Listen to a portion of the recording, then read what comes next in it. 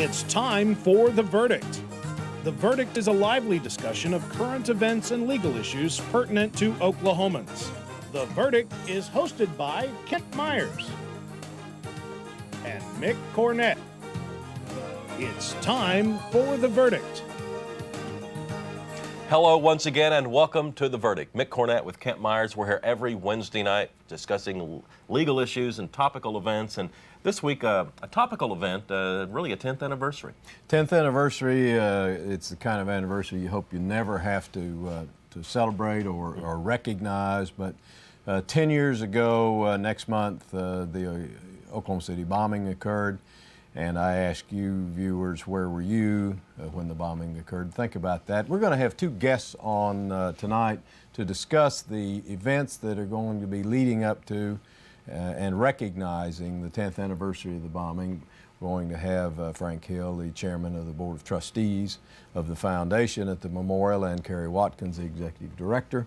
They're going to be talking about a series of events that will be quite interesting to our viewers, and I hope that you'll perhaps take this opportunity to get something to make a few notes, because there are going to be some events you're going to want to see. Absolutely. Where were you 10 years ago? I was in a meeting with a very contentious lawyer, and the meeting didn't turn out very well, but of course neither did the rest of the day after that bombing. And you were downtown? I was downtown. Did you hear it? Oh boy, we thought, I was in Liberty Tower and thought an airplane had crashed, well, the then Liberty Tower, now Bank One. I thought actually the way the building shook and all, that an airplane had hit it. I was at home over 10 miles away and our house shook, and my wife came in asking me if a car had hit our garage. The percussion was that impressive that far away. It's amazing. 10 years ago, we will discuss more about how this city will remember the Oklahoma City bombing when we continue.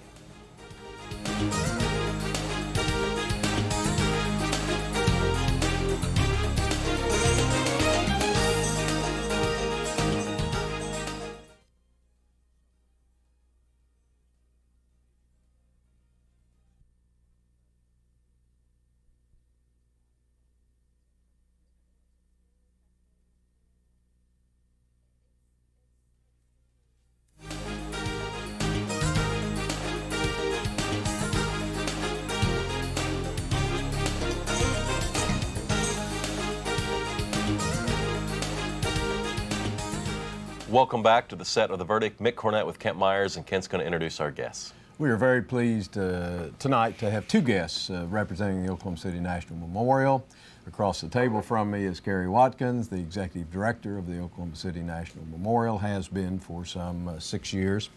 Kari is an Oklahoma City product. She went to the University of Oklahoma for her undergraduate work and then went to Oklahoma City University for her master's in business administration. She's a longtime journalist prior to joining the memorial.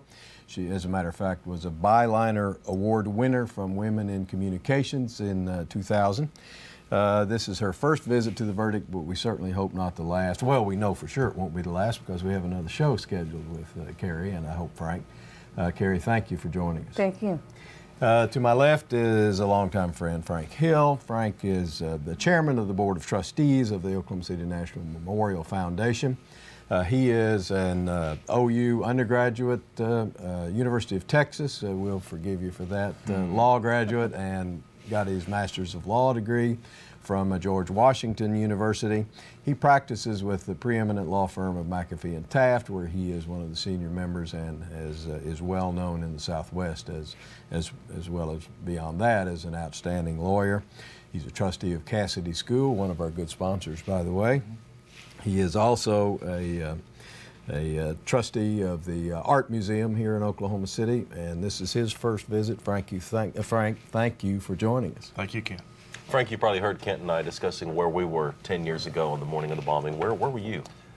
I was in my car. Actually, it was my son's car. It was a small sports car, and I was had just crossed Broadway on 6th Street, kind of right by the cleaners on the left. So you're just a couple of blocks away then. A couple of blocks away. And, that is forever embedded in my mind. And the explosion occurred, and I could actually see flames on the north side of the Journal Record building. And the car was a small car, and it actually left the ground entirely. and knocked the rear view mirror off the car. I mean, it was sitting in the car, and then I recall having seen lots of paper, shards of metal. The car was damaged by flying metal, and then we all just kind of stood outside of our cars and then made our way back downtown and to wherever our destination was. And we all thought, I think at the time, that it was a natural gas line that had exploded. So very, very close. Kari, where were you?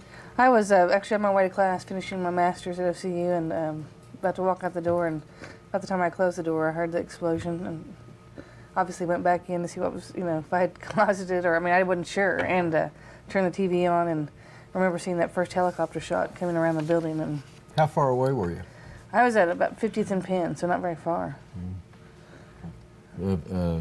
Memory that you'll not forget. Oh yeah, well, and just those very first shots of the media trying to figure out what it was and what caused it, and really what an incredible job they did to begin to tell the story in the very first hours of what would become the largest story in the state's history.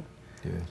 Well, we're getting to the 10th anniversary. It just does not seem hardly possible that it's been 10 years, but we're getting to the 10th anniversary of that event, and I know you folks at the who are basically in charge of running the memorial operation day to day have a lot of events lined up for Oklahomans and others to participate in and view and know about.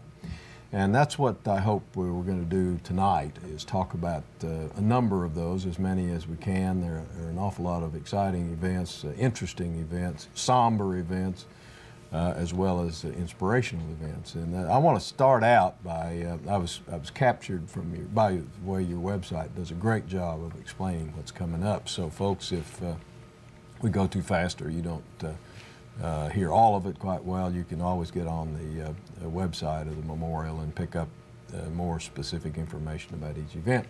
Let's talk first about something that you have called the spreading our branches, and of course that deals with, the focal point of that, or the theme of that, I guess, Kari, is the survivor tree. It is. We collect the seeds from the survivor tree each year, and there's a guy out in Clinton, Oklahoma, who for free, just a great guy at Sunshine Arboretum and Nursery, takes these seeds and grows them in little milk cartons, and then when they get about 3 or 4 feet, we give them out each spring at the anniversary as a sign of rebirth and renewal. And we've done that for several years, but this fall I was out at his nursery and looked around, and there were 700 or 800 seedlings growing, and we realized this was a great year to be able to reach back out to the communities who lost somebody. So we're going to go back to the 20 communities who lost somebody on April 19th and just say thank you for what they've done to help move this entire metro community forward, to the rescue workers who came from almost each of these communities who just were doing their job that day and came to help, just to say thank you to them. And we're going to plant these trees at schools, which is really the focus of our second decade, is education programs, reaching out to the kids who maybe weren't born or don't know much about the bombing because they were either so little or weren't even alive in 1995. And as we move forward, education really is our main mission. As we remember, we begin to educate. And so we're going to start with these 20 cities and these 20 schools in these 20 cities, and just as an outreach to the community. Let's pull up a graphic, if we can, to take a look at a list of the locations where the spreading our branches will take place and the days that you will be in the community. Let's take a look at that. On April 1st, you'll be in Amber and Chickasha. April 2nd, Bethany. 3rd, Cashion. 4th, Choctaw. 5th, El Reno. 6th, Guthrie. 7th, Hera. 8th, Midwest City. 10th, we missed the 9th, I guess. 10th is Moore, although it's M-O-O-R-E, not M-O-R-E. I apologize for that. 11th is Mustang. 12th is Norman. 13th, Piedmont. 14th, Shawnee. Then Spencer, Tuttle, Wellston, Yukon, and Oklahoma City. And those dates once again appear on your website if we've gone a little too fast, but folks in those communities, be on the lookout. Yeah, and we'll communicate with the local newspapers and the local media to coordinate the events in that city. But they'll be held at noon each day during the week, and I think at 2 o'clock on the weekends. at that particular school, then we'll list that on our website. We're just finalizing the schools this week. Okay. Thank you. Frank, on April 13th, Rabbi Kushner is going to give a lecture on when bad things happen to good people. And it seems very relevant to what happened here. It really is, and we're delighted, Mick, to have him with us. We're doing this event in conjunction with OCU, and the address will be at OCU, and the events will be at OCU, with the exception of there will be a reception for all involved at the memorial. I believe it's at 6 p.m. that same day. And Integris, James L. Hall, Center for Mind, Body, and Spirit, one of your former partners, is they're actually underwriting this with the Community Foundation and bringing him in. He came after the bombing, and he's coming back just to I think prepare the community for what the commemoration might mean as we go through that next week.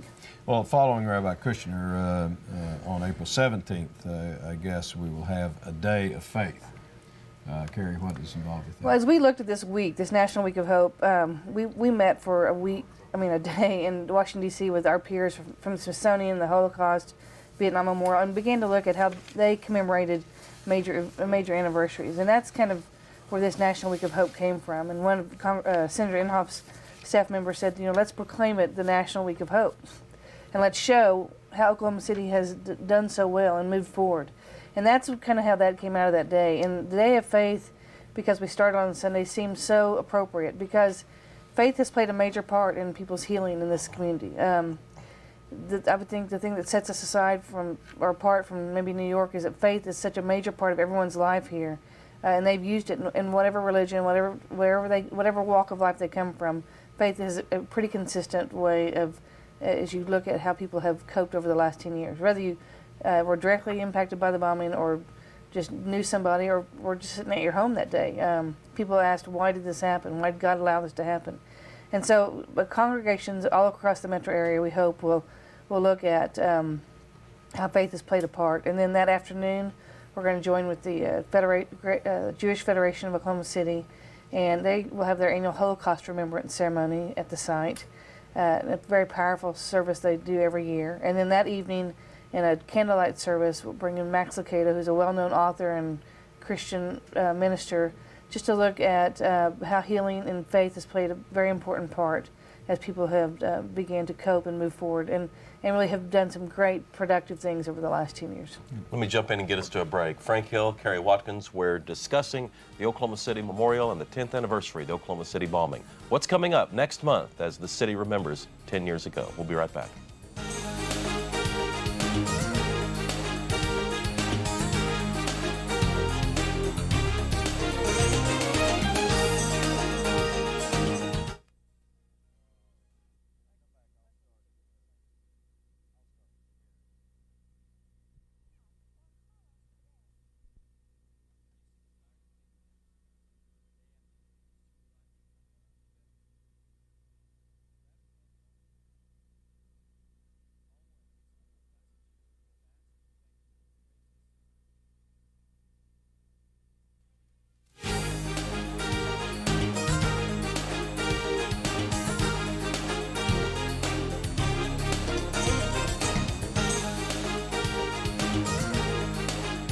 Welcome back to the set of The Verdict. We are remembering the Oklahoma City bombing. Coming up on the 10th anniversary, Frank Hill and Kari Watkins with the memorial are with us today, and we're going to start this segment by talking about some of the events that are going on that week. We talked about Sunday before the break, and here we are talking about Monday, which would be April 18th, the day before the anniversary. Yeah, Kari, what's going on April 18th, the Day of Understanding? What's that mean? We're going to have an insight from the journalist who covered this event 10 years ago, and just really how that was the day or the event that began to make terrorism a household word. We will have at lunch with Pulitzer's perspective from Anthony Shadid, an Oklahoma City homegrown kid who's now a Pulitzer Prize winner for the Washington Post, and also a panel of local journalists at lunch that afternoon, that day. And then that evening we'll have a keynote from NBC Nightly News anchor managing editor Brian Williams, and he'll do his broadcast Nightly News 2 nights, Monday and Tuesday night, from the memorial, and we're pleased to have him in town. Now, the Brian Williams thing, will that be something the public can It come will. to? It will be a public event. Do you know and- where it'll be yet? Well, we hope it'll be at the Petroleum Club, either in the ground floor or upstairs. We're trying to figure out the place to accommodate the most people. Okay. And but we'll have more information on that in the next month. And a day of remembrance, April 19th. What is specifically planned the day of the bombing occurred, Frank? Well, Mick, we're going to have our remembrance ceremony, which we've had every year. Very solemn, moving ceremony. We have also invited former President Clinton and President Bush to attend. We're not certain whether they'll be able to be here, and frankly, we won't know until a couple of days before, but we're hopeful that both can be with us. A very significant new event will be occurring that evening at the Hall of Mirrors in the Civic Center. The first annual Reflections of Hope Award, and through the tremendous generosity of the Reynolds Foundation, this award has been endowed, and it will be awarded through an independent selection panel, to a person, nationally, internationally, anywhere, that reflects hope in the face of adversity, terrorism, difficulty. And we have no idea who will be selected. There have been certainly some terrific possible candidates discussed.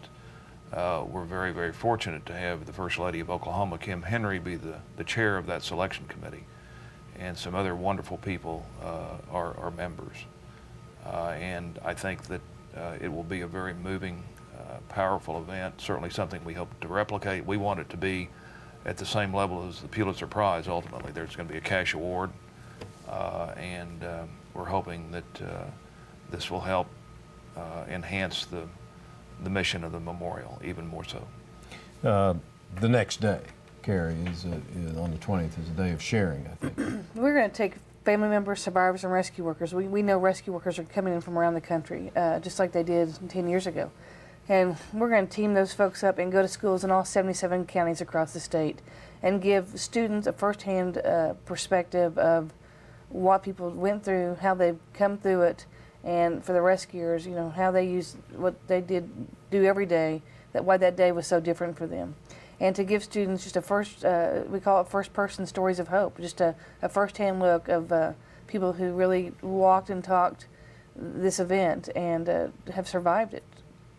Kind of triumphed over the tragedy. And so for school students to be able to hear those stories firsthand, we think will be life-changing events for many of them. And you'll be in all 77 counties. That's our goal, is to be in all 77 counties, either Wow. physically or through a teleconference. But I think we've got a lot of people lined up, and we're going to be from Boise City to Durant, in each corner of the state. And we've looked recently at our education programs are reaching students in all 77 counties, and about 23 different states are using our education curriculum. And so I think this is a day we can just put folks into schools during the anniversary week and just give them a first-hand perspective. That's terrific. Frank, the next day, 21st, is the Day of Tolerance. What's involved with that? Right, we're going to sponsor a Model UN assembly, and our staff, which I've got to say our staff is amazing. We have 16 full-time employees at the memorial, and these folks are absolutely dedicated, work so hard. This place is open 24 hours a day, the outdoor memorial 7 days a week, and our museum is open 7 days a week. And between our volunteers and our staff, they do a fabulous job. But anyway, the Model UN will be held at OCU. There'll be teams from a variety, I think 19 or so, from Oklahoma City. Are they students or they're are they students. adults? They're high school students, students. from all over Oklahoma, actually. They're from 19, and there were applications, selection process. There'll be questions. They're working very hard on their presentations right now. Jerome Holmes, who's a member of our Board of Trustees and an assistant U.S. attorney, will be the Secretary General, so he will moderate this whole process, and we're very happy about that. Well, Jerome's also in charge of the terrorism unit for Robert McCampbell's office. Very significant. First-hand knowledge. Right. Kari, Friday, April 22nd, a day of caring. What is that going to be? We are going to use the Ford Center and bring in Oklahoma artists, local artists, and pair them with some well-known Oklahoma artists, and just say thank you to the community. We'll charge a small fee for a ticket, but we want to just have a lot of people come to the Ford Center just for a night of really a celebration of life, and to thank them for. There have been so many people who have helped us along the way, either took food initially to the rescue workers or gave blood, whatever they did over the last 10 years. Most Oklahomans have helped, and we just want to say thank you to them. And so this is just to be a night just to say we care and we appreciate what you guys have done. A day of inspiration is the theme for that Saturday, April 23rd. Right, and Mick, this is the day preceding our marathon, the Oklahoma City National Memorial Marathon, and we will have, we hope, around 10,000 runners from really literally everywhere, every state in the Union and a number of foreign countries.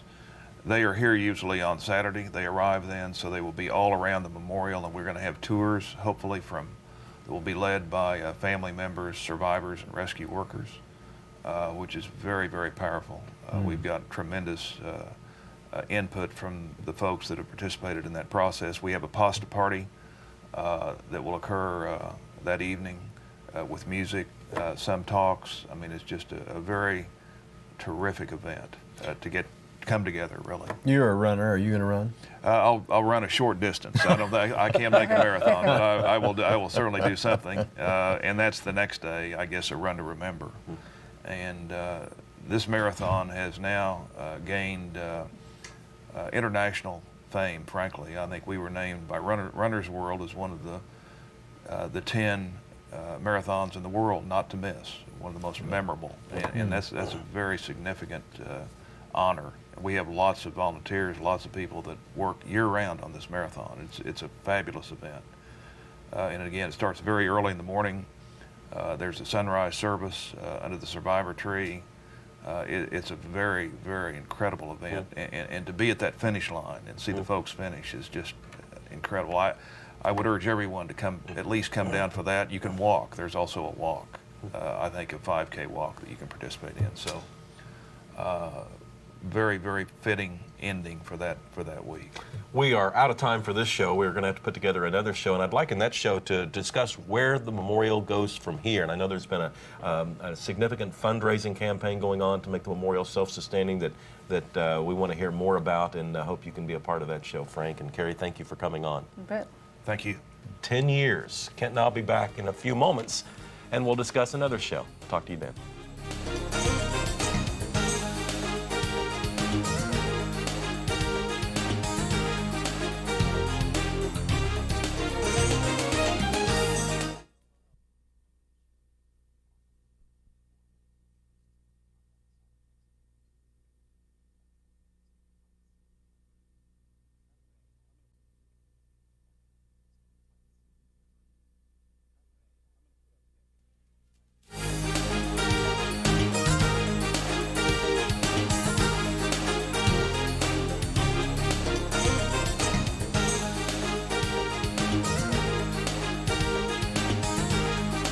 But Frank Hill and Kari Watkins are doing a terrific job. Amazing, inspirational events coming up. I hope all of our viewers will participate. For more information, go to their website, oklahomacity.nationalmemorial.org, and of course our website, theverdict.tv. See you next week.